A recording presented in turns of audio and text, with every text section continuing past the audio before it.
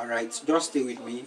Alright, so we have 16x equal to x to the power of minus 1.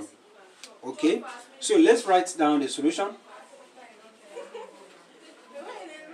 Okay, so the question again is 16x equals x to the power of minus 1. Alright, now before you can solve this, what you need to understand is that from the law of indices, if you have a to the power of minus 1 equally, this can be expressed as a, this can be expressed as 1 over a to the power of 1. Alright, and a to the power of 1 is the same thing as 1 over a. Okay, so we are going to transform this in this form. So we are going to have 16x is equal to 1 over x to the power of 1. Always remember to put this 1, because what if this power is up to 2? So you are going to indicate that it is 2.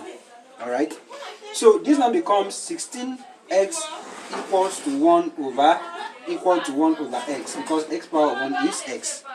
Call this over 1 so that both becomes fraction. And when both becomes fraction, you cross multiply. So you are going to cross multiply.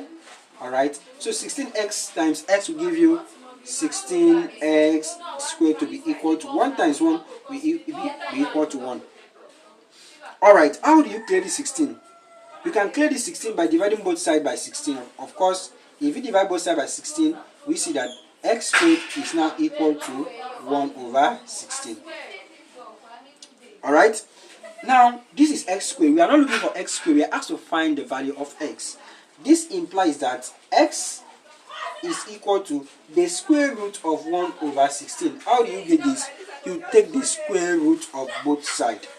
Of course, if you square this side, this will cancel out this. That is why we left with x, which is equal to this. Right? Now, equally, this now becomes x is now equal to.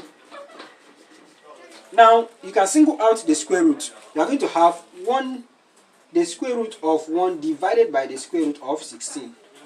Okay, so the square root of 1 is 1, while the square root of 16 becomes 4.